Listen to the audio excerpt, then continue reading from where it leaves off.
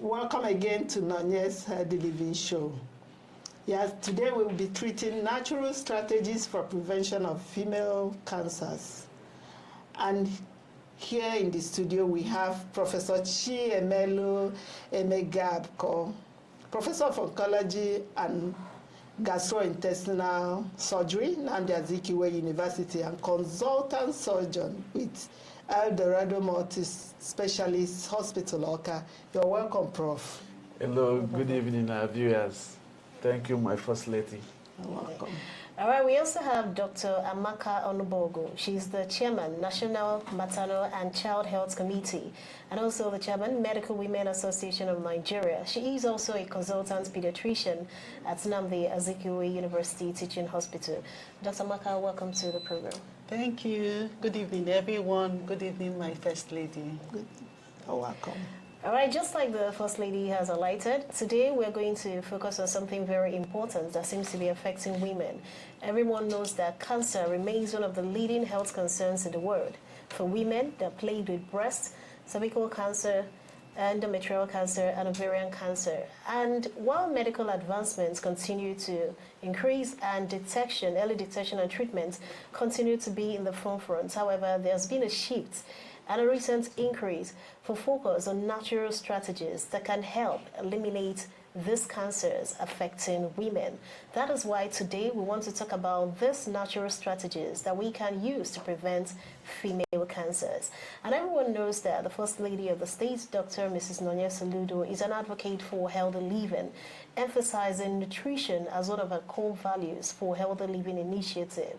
And that is why beyond genetic factors that can predispose someone to have cancer, what can you do on your own to protect yourself from this ailment? But before we do all that, we want to speak to our First Lady. I think yesterday she did something that was very historic in the state. This is among other firsts that she's been doing and other things she's already been doing, especially for women and children. And that is free screening for women from all the 326 wards. As I was going to work early in the morning, as of 7 a.m., I saw women outside the Red Cross, I think the Red Cross office. Red Cross, Around 7 a.m., a lot of women, more than 50 women were already there. And this is all thanks to the First Lady. So before we delve into what we have today, we'd like to hear about the screening that took place and what was the idea behind it. Yes, thank you so much. Yeah, yesterday was awesome. Yes, we had over 1,200 women there with us, and we carried out a lot of checks, which we routinely usually do that for them, because I know a lot of them.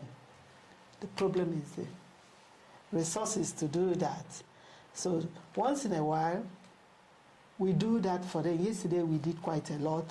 We did the cervical cancer, which we've been doing in the state. We've done for over 11,000 women in the state now, cervical cancer screening. Wow. So yesterday we did that. We did breast ultrasound, chest, screening, blood works, in the state, and the women were happy, because a lot of them, they really need that, but when you tell them how much it will take to run things like cervical cancer tests or that breast ultrasound, they will, you can't, you just said, But yesterday we were able to do that free of charge for all of them, most of them yesterday, and they were so happy. And we'll continue to do that and help them.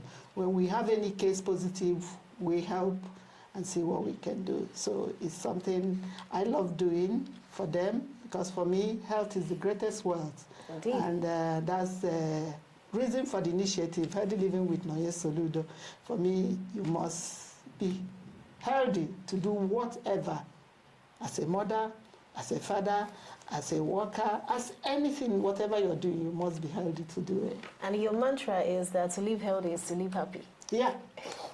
Indeed. Exactly. Stay healthy and stay happy. Yeah, if you're not healthy, you can't be happy. Indeed, you can. And now we're talking about natural strategies for prevention of female cancers. And Prof, would like to talk to you as a professor of oncology. You know, yesterday I saw in one of the newspapers that LUTH, I think Lagos State University Teaching Hospital, recorded over 300 cases of children with cancer. And a lot of people usually say that cancer is something that is not peculiar to Africans. But it would seem that now the narrative has changed, because whenever you go to the hospitals, you see a lot of people diagnosed with different forms of cancer, especially women, as we are talking about women. We want to know what has changed.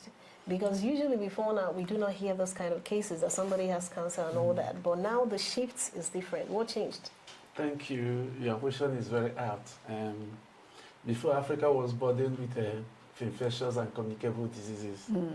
But now it's now shifting to non-communicable diseases, especially cancers. But what has actually changed is modernization, and Africa coping wrongly with modernization and getting it wrong. Number one, if you get to our forefathers first from eating, they eat natural. Natural food. If you want to eat, you get to your garden, you get vegetables, you get fruits, eat them natural, no chemical. So the first thing that changes is diet. We are now eating westernized diets, poor in fiber. We know that the First Lady has a program of distributing fruit seedlings, which I benefited because my wife got some, which we planted some in our garden. Wow, nice. So the first thing that has changed is diet. Yes. People eat plenty processed food these days. Indomie, bread, and all that. Pasta and all sorts. Before, I still remember as a child, if you're hungry, when you go to holidays, you just get to the garden, you eat raw egg leaves. Take yam with fresh vegetables. Yeah. That's very healthier. The next thing is population, density. We seem to be congested in a particular place. People, when you get into the hinterlands, population density is very small. People live too congested, and the population is high. And the environment is not clean. The air people breathe is not clean. Then the next thing, industrialization. In the westernized countries where they get it right, there is the industrial estates. People don't build industries where people live. But in the environment, so many places in this Okata, you see an industry sited within where people are living. Fumes, industrial fumes, coming out, being emitted in the environment, and people are breathing them in. These things are irritants that cause cancer. Then the other thing about modernization, fumes from vehicles. I know in Europe and America, they don't allow people to drive the vehicles that are more than 10 years old because of the fumes that come from them. But we drive vehicles that are up to 20 years old. Those fumes that come, they are very unhealthy. They cause illnesses.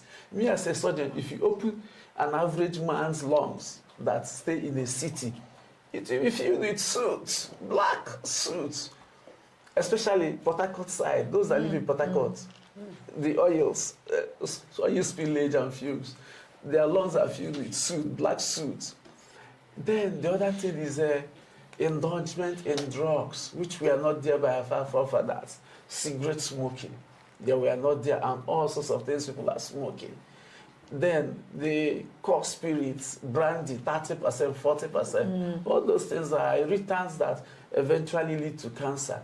Then coming to women, especially breast cancer, what has changed? Number one, breastfeeding has changed. During my mom's era, me particularly, I remember they would tell me that I was breastfed for more than 2 years. Wow. Interesting. Yes, yeah. But these days, the modern women will rarely breastfeed up to 3 months. 3 months. And they will tell you it will affect the breast and that has changed. That's a big thing that has changed. Yeah, the other thing that has changed, sometimes I sit and ponder how do we go about it, is early childbirth is protective for breast cancer, but with education and the early childbirth that is still said to be protective of breast cancer, childbirth below 20.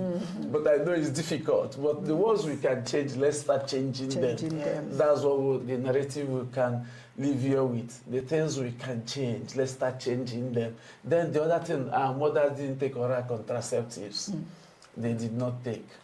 I know that we are all preaching, give birth to the number of children you can take care of, but there are healthier contraceptives that don't contain hormones. It's those hormonal oral contraceptives that increases risk of one developing cancer.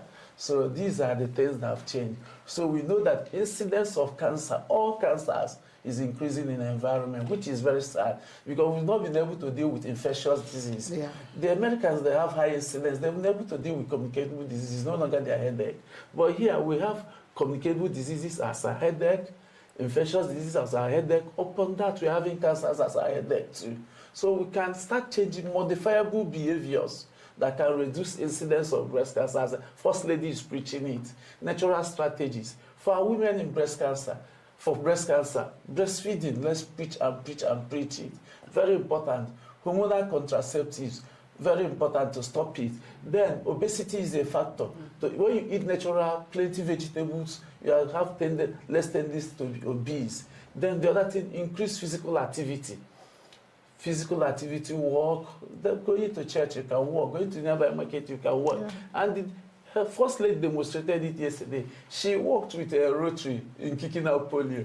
So you have to engage, people have to engage in more physical activity. These are the things that will increase the cancers and also including breast cancer in the environment, and these are the things we can change. Thank you. Okay, Thank you so very much. Okay, Dr. Amaka, Doc mentioned something about hormonal imbalance with regards to cancer. So what's the relationship between hormonal imbalance and all those female cancers, and how can we manage it? Okay, you know, many of these cancers also need hormones to grow, to multiply. So like he mentioned that early childbirth, okay, is one of the things that could protect from cancer. So there's this female hormone called estrogen. Now, this estrogen is the hormone that is responsible for the development of the female reproductive organs, the sexual secondary characteristics of the female. It makes us, our skin to glow, our shape, okay?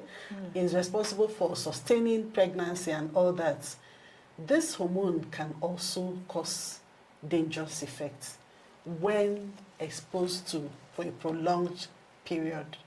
For instance, if somebody starts having menses early or has a delayed onset of menopause, that means that for a long time the person was exposed to this estrogen. And if somebody is exposed to hormone replacement therapy, for instance, some women, when they've entered menopause, they still want the effect of this hormones, they want to look young, their bone health and all that. So some may resort to this hormone replacement therapy containing estrogen.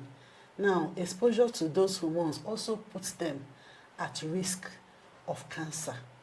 So what can one do about this hormone? Just like he mentioned, having babies early, okay, then breastfeeding.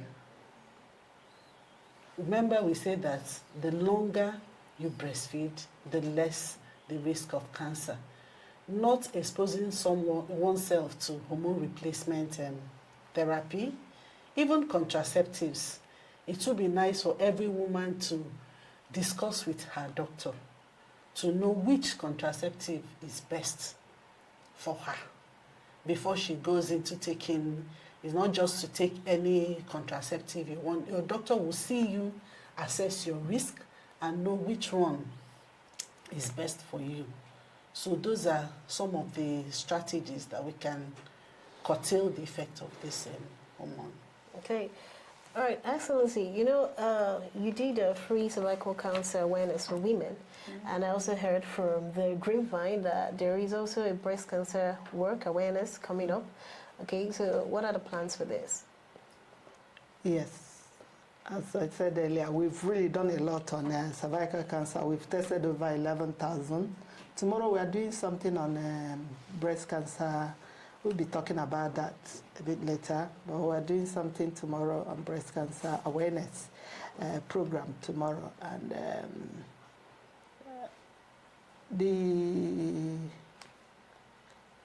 adding to what our great two speakers have said regarding all these things, I think we can, because when it comes to the prevention of female cancers, I think living healthy, changing our lifestyle will really do a lot in preventing to a certain stage, because most of the time is what we eat, the pollution. When Prof was talking, he actually touched on all our pillars: healthy living with Nonye Soludo, nutrition, exactly, exercise, and so on. We have the 6 pillars, and the more reason we introduce this healthy living, I saw the lifestyle of our people. They don't even know, that some of these things are affecting them. So that's why we came out to teach them most of the things we are doing. People go to supermarket, they see it as evidence of good living, our people. They see it as evidence of good living. You go to shop, you as the son or daughter, you go and fill your boots with all these tin foods and so on, sent to your parents. You don't know you're killing them until you tell them. Because sending tin food, when you read the ingredients, you don't even know 90% of what they wrote there. You can't even pronounce, not even knowing what it is. And for me, I say to people, if you are confused, your system will be confused. And when the system is confused, for me, that's the confusion with the cells and so on. So I think if we start living a healthy life, that's part of what we are doing tomorrow. We'll continue to educate them. We'll continue to run these tests for them. It's what we have. I don't have any office, but we have Healthy Living Initiative, and we'll continue doing and seeing how we'll help our people. Because if you test negative, there is no way we'll say, okay, you're negative. Sorry, you're positive. Bye-bye. We'll find a way to help. So that's what we are here for, to help our people. We've done a lot with the cervical cancer, as you said, and we are coming in to do for breast cancer and other cancers, because there are quite a lot of them.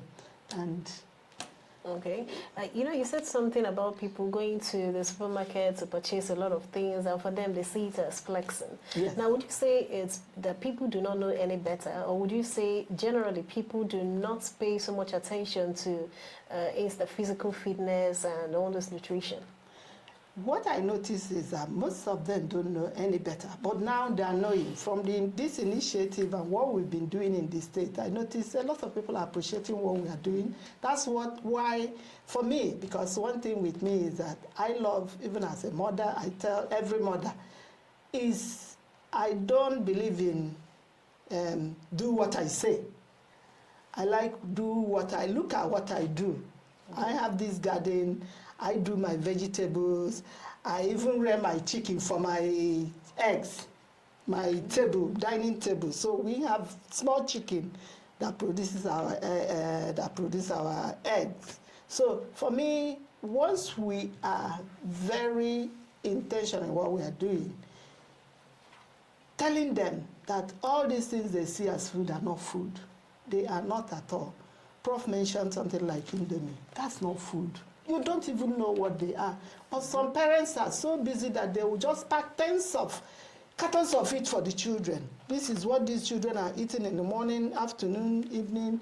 Pack these colorful cereals for the children. They are killing these children. The children are having cancers now. Yeah. Like the children a lot of them are diabetic now. And they are not supposed to be. A bowl of cereal, a child in the morning, you give your child a bowl of cereal in the morning. The sugar in that colorful bowl of cereal is about 5 times more than what that child is supposed to take the whole day, the sugar. Wow. But this child will eat it in the morning to go to school. See children now behaving, you see a child jumping like, you jump from this table to that chair. It's sugar most of the time, giving them that hyper energy. Yeah. Wow. Yeah.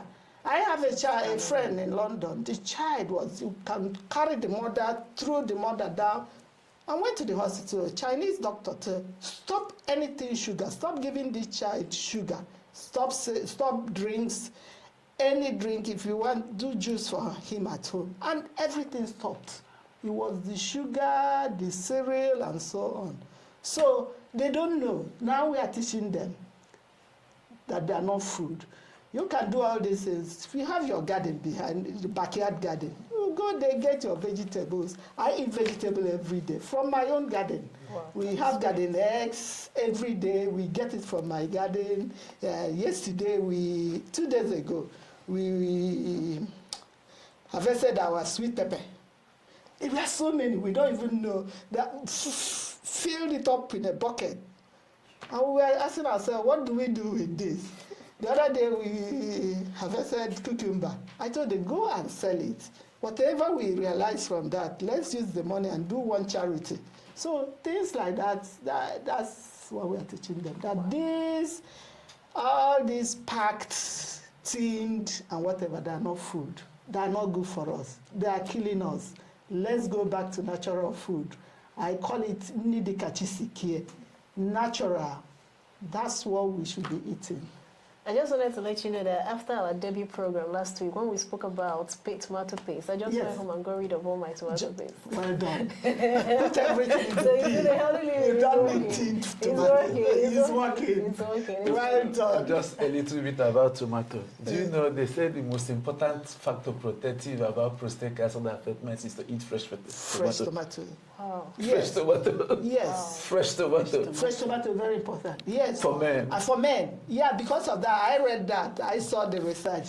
I do tomato soup for my husband. So if you love your husband, do tomato soup. Do tomato soup for him. So it's very important. fresh tomato. Real tomato, not tin tomato.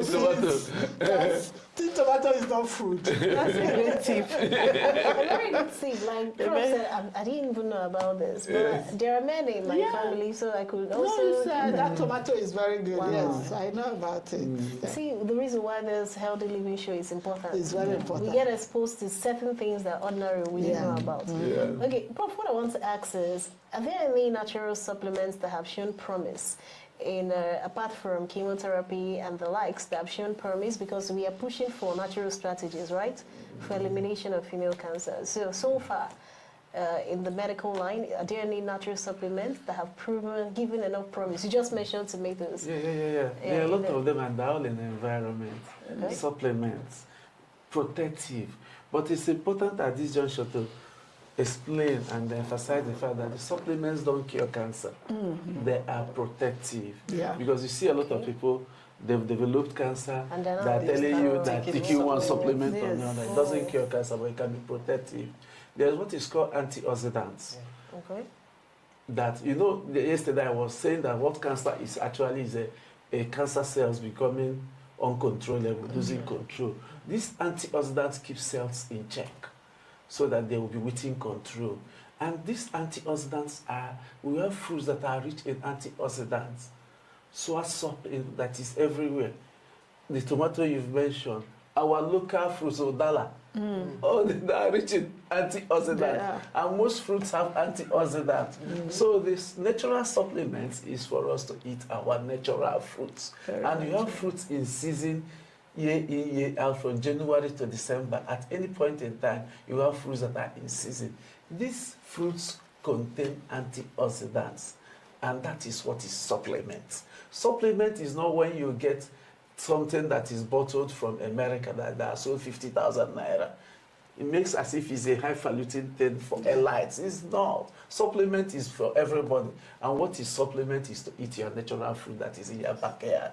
Thank you. Okay, thank you, Prof. Talking about antioxidants, if I may add, examples of the common ones we have: onions. Onions. I heard it has a lot of onions. antioxidants. Yes. Garlic. Turmeric. Yes. Ginger. Pepper. That's why I say this is our backyard. That is in our backyard. Antioxidant, but as Prof said, it is preventive, protective. Yes. Because somebody may have cancer now and go and start taking garlic to cure it. To cure it does not cure. It's preventive. I've had a professor taking carrot as treatment for breast cancer. I preached and preached before. She agreed with me. It was already late. Yesterday I was talking that you can only cure cancer when it is very early. Yes, yeah. When it's advanced, you can only palliate. So until it got very advanced, that's when she agreed to medical treatment. It's good to emphasize that these supplements do not cure cancer. but they are preventive. Preventive. Like the supplements that are in tomato, known to be preventive for prostate cancer, proven. Okay, and like they say, prevention is always better. Better than than cure. cure. Yes. All right, it's still Nonye's Healthy Living Show right here. We're going to take a short break, and when we return, the program continues.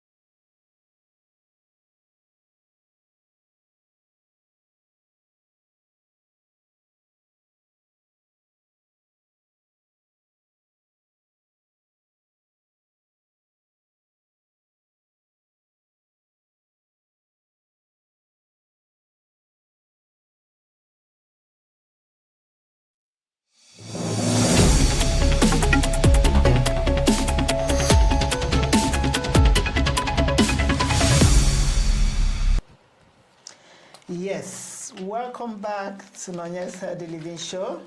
We are still on natural strategies for prevention of female cancers. Yes, now we have Dr.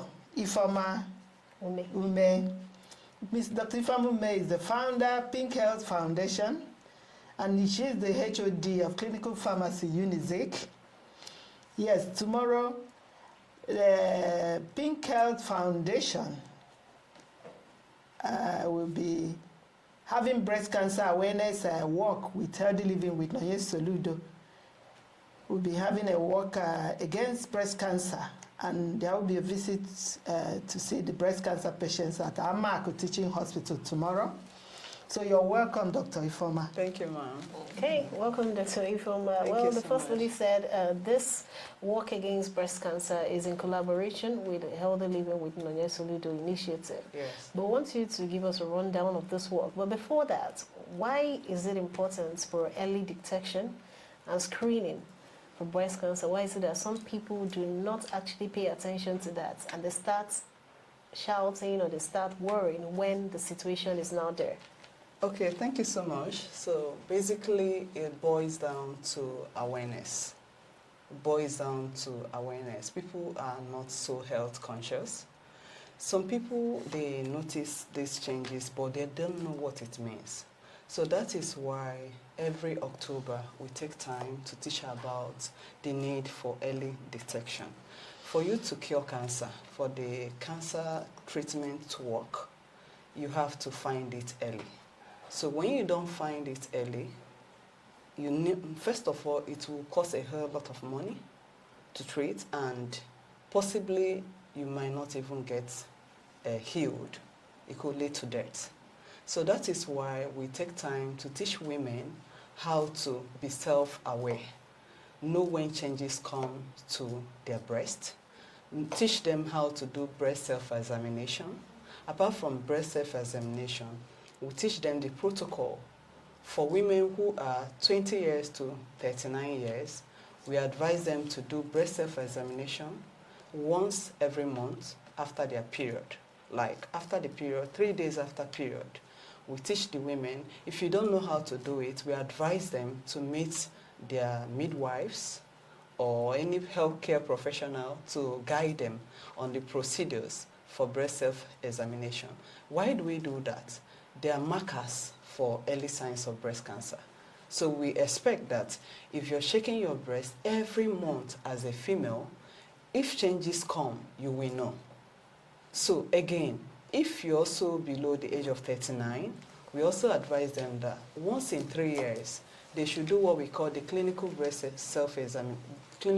examination, where they go to a healthcare professional and tell them to also check to see if there are changes. Then for women who are more than 39 years, from 40 years and above, we advise them to do the monthly breast self-examination, and also they do the annual mammography. Annual mammography is a machine. We all know this is a machine you can use to pick out these cancers on time. But for those who are above 50 years, who must have entered menopause, we advise them not only to check, they don't see the period, so we tell them to pick a particular time in the month on the calendar every month, that same date, they should go and do breast self-examination. Why they do that? If they notice changes, because from the different awareness we have held, we found out that sometimes our women, they see these changes on time. But when they see the changes, they don't seek the appropriate care.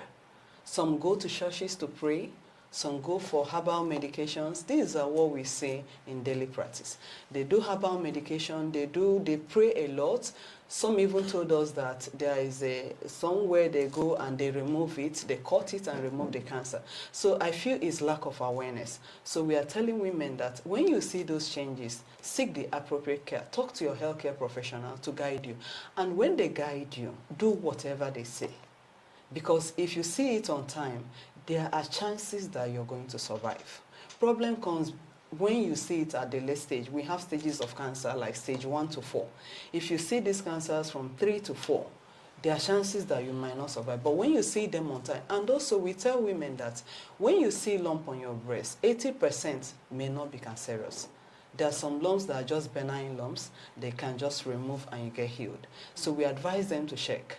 Make sure whatever signs you see, go and see a medical care professional who will guide you. And whatever protocols they have given you, you abide with it. So by tomorrow, we are going to visit breast cancer patients at the hospital and have walk around Oka City to tell people about breast cancer and why they need to check and be aware and self-aware of their breasts. Okay, thank you. If I may add to that, she mentioned one very important point, self-awareness. Because, you know, initially when this thing starts, it starts as a small, painless, maybe a lump, maybe a scar, maybe a rash that you may not even think is something serious. Yeah. So women should pay attention to their breast health, their breast health, and even their menstrual health. Because that cervical cancer can start as a small change in your menstrual cycle that you may think is nothing to worry about. Yeah. It may come as a discharge that you may think is nothing to worry about. So paying very close attention to our health so that when a little change happens, you'll be able to notice it. Because if you know your body very well, you should be able to know when something changes. And in addition to the routine screening too, the pap smear for screening for cervical cancer. It is also advised that women as from 35 years of age, every year you want to do a pap smear. These things are not too expensive. It's just that many times women are not aware. So it's a good thing that you're doing a work sensitizing our women because many women around us, they are not really aware of this thing. Okay, so talking about pap smear, let me also add, there's another screening protocol we call the VIA, Visual Inspection with Acetic Acid. Yeah. So many midwives, they have been trained on how to do VIA. VIA just 2,500, but pap smear you have to cough out about 15 to 20,000 to do a pap smear. 5,000-6,000. Yeah, WHO for low cost setting like populations that are not wealthy, they are approved VIA screening, which you can just pay 2,500. Just talk to any midwife you know at the primary healthcare centers. They teach you how to. They will just. It takes like 10 minutes to do the VIA screening. And when they notice you have changes, they can even apply like cryotherapy and remove the precancerous changes before it develops into cancer. Okay, all right. I just remind you that this is still Nonye Soludo Living Show, and we're still talking about natural strategies for prevention of female cancers. If you want to join the conversation, the phone line is on the screen, and the program is streaming live on Anna Breakfast and Healthy Living with Nonye Soludo on Facebook page. So check the screen and do call and make your comments. Okay, I'll come back to Her Excellency. You know, when she started, she said that this work against breast cancer is in collaboration with Healthy Living Initiative with Nonye Soludo. And when she was speaking, she said something about people relying on herbal medicine to, you know, take care of all this cancer when it comes up. And I know that you're an advocate for healthy living. And if you're advocating for healthy living, obviously herbal medication has no place in that. So what do you have to say to this? No, thank you so much. Yes, I'm pleading with our people, please. Once you notice any change, don't say, there was, like Prof said, a woman from my town, she was diagnosed with this cancer, and she said to everybody, no, that somebody told her that carrot juice will do the magic, and she was just doing carrot juice day in, day out, and eventually the woman is late now. Oh. So I'm advising our people, take good care of yourself before whatever. But once you notice any change, and that's why we recommend these routine checks, so that once you notice anything, any changes, any, you know, they notice any positive thing, I can see your doctor, and please follow whatever they say, you know, for the treatment. And once we get it that early, the chances of survival is very high. So please, let nobody tell you about herbals, boil this and drink this, and everything will just disappear. please, don't joke with your health. Take care of yourself. Yeah, you know, lifestyle changes, as they said. You know, there are a lot of things you do naturally to help yourself, to build your immune system, and so on. So please, listen to your doctors, to professionals, and follow their advice. Okay, thank you, Excellency. Dr. May, now we talk about beyond the awareness you're going on tomorrow. There seems to be some sort of stigmatization against the breast cancer victims.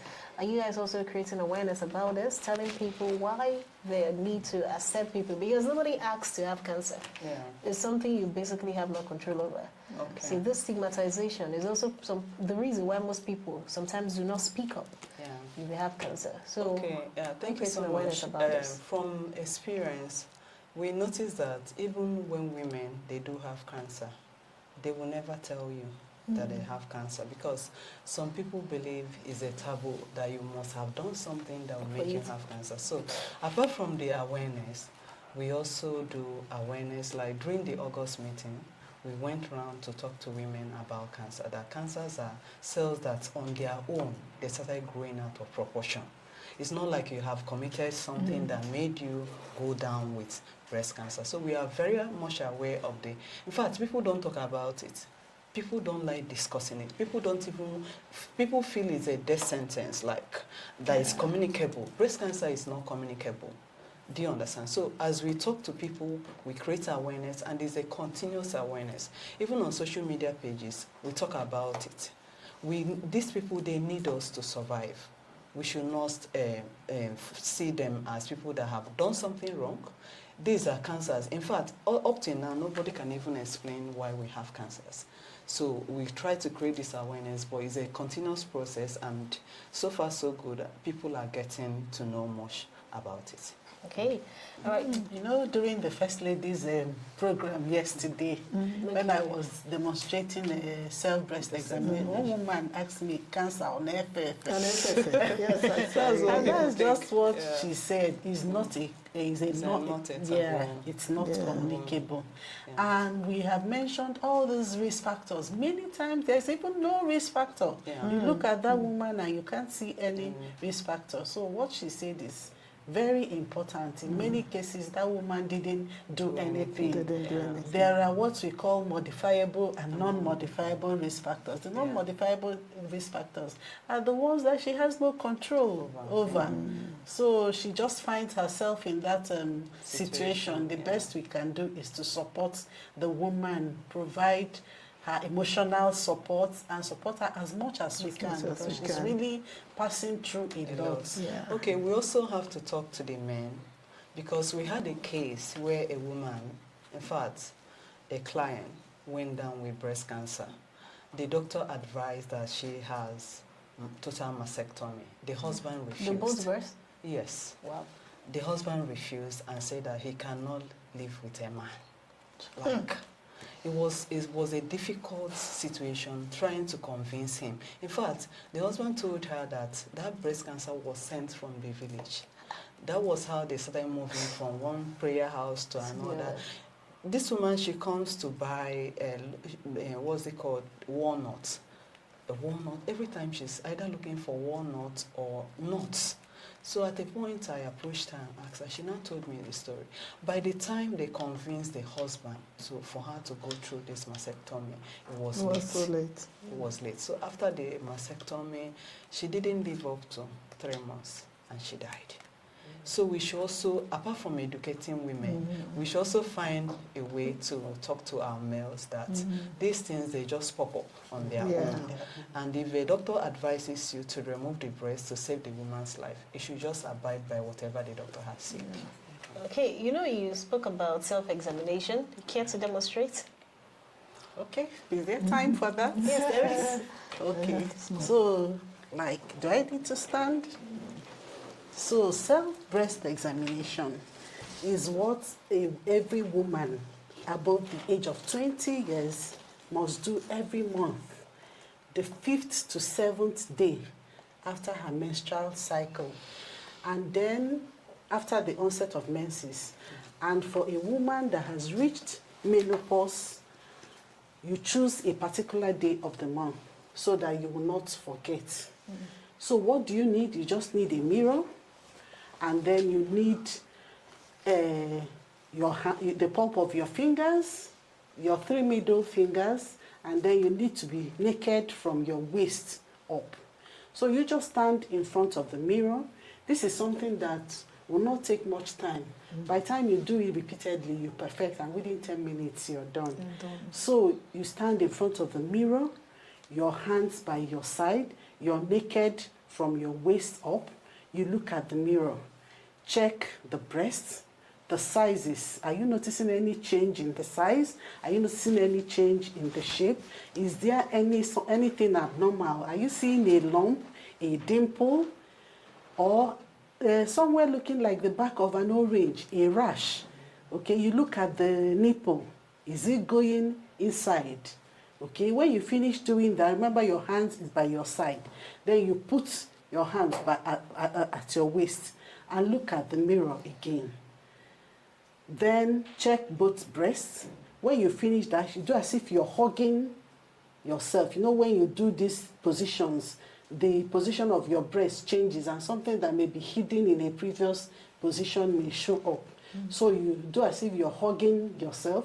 You look at the mirror again, and then, you know, you do like this again. You look at the mirror. Each time you're checking your breast, the size, the shape, any changes, any discoloration, anything. Then when you finish that, you raise your left hand. Use your right hand to examine your left breast. And you use your eyes to divide your breast into maybe 8 parts. Why you're dividing is that you don't want to leave anywhere behind when you're examining. So you have divided it into 8 parts. You choose what style you want to adopt, whether you want to go in a circular motion or you want to go in a vertical line motion, whichever way you choose. It's just to make sure that what you're doing is systematic and no place is left. So you start, let me demonstrate with my body. You start, first of all, you want to do a light pressure, okay? Go around, assuming I have divided my breast into 8 parts. 1, you're counting. 2, 3, 4, 5, 6, 7, 8. Then you press the nipple. You do the light touch first to catch the ones that are superficial to the skin, and then you go deeper. Okay? You press deep. Go the 8 times again. And when you finish, you press your nipple, looking for any discharge, maybe milkish discharge, maybe bloody discharge, okay? And when you finish with the breast, you go to your armpits. Because sometimes when this cancer comes, they go first to the lymph nodes, which are in the armpit. So you press your armpits again, looking for any lump or anything. So when you finish with your left, you go to your right. You raise up your right hand, use your left fingers. Remember the pulp of your fingers, not the tip. Okay, use the pulp. The pulp. And right? Use the pulp of your finger to examine your right breast again, examine the axilla, and the armpit. And when you finish, you look for a firm surface, maybe a bed. You lie down, put pillow behind the right shoulder, and raise your right hand again up as you're lying down. Use your left fingers to examine the right, then repeat the same thing. And if you notice any change, any slightest change, maybe you're seeing a discoloration, something red somewhere that was not there before, it's enough to look for the doctor. Any lump, if you press any lump, remember what she said, not all of them are cancer. But at least if you visit the doctor and he does what he's supposed to do and he tells you that, oh, this is not cancer, everybody is smiling and happy for it. But it is better to check. It may be that little lump, that rash, that dimpling inside that was not there before, or even a change in the size or shape, or maybe there's a pain somewhere and this pain refuses to go away. You know, we women, somewhere in our cycle, we do have pain, but it is very transient. It goes away after a short while. But if that pain is there and refuses to go away, it is time to see the doctor. Thank you. Okay, thank you. But I just want to add something. Okay. She said something about lumps. Does it mean that you don't have to feel any lump? You should touch your breast and there shouldn't be any lump at all? That's why we say now you have to know what is normal. You have to know what is normal. This lump we are talking about, if you know walnuts, you know how walnuts. Yeah. Yeah. So it's always a hard lump. But if you're not sure, whenever you notice any lump, go to your doctor. Tell them to do a clinical breast self-examination to determine whether that lump is a cancerous, or they can go for ultrasound or mammography too also. So again, You know, if I may add, okay.